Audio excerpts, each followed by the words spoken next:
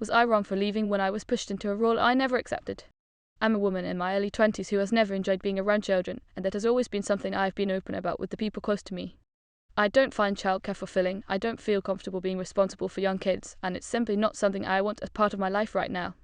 That said, someone in my family, an older relative in her 30s, has a young child, and while I care about that child and want her to be safe and happy, my affection has never meant I wanted to act as a substitute caregiver. Several months ago, that relative began asking me for small favours. At first, it was framed as occasional help staying with the child briefly while she ran errands or covering short gaps in her schedule. I didn't enjoy it, but I agreed a few times because I felt put on the spot and didn't want to cause tension. Over time, those small favours quietly turned into an expectation.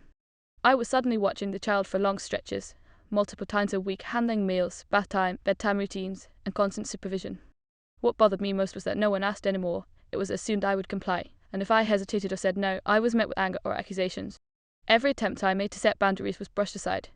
I was told I was young, that my time wasn't as important, that living under the same roof meant I owed this help.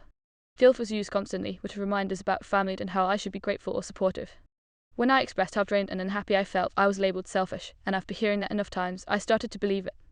I felt stuck in a role I never agreed to and exhausted by the pressure, but I kept going because it seemed easier than fighting everyone. Eventually, I planned a short getaway with friends, something modest but meaningful to me, and it was arranged and paid for well in advance. For the first time in months, I felt like I had something to look forward to that was just mine.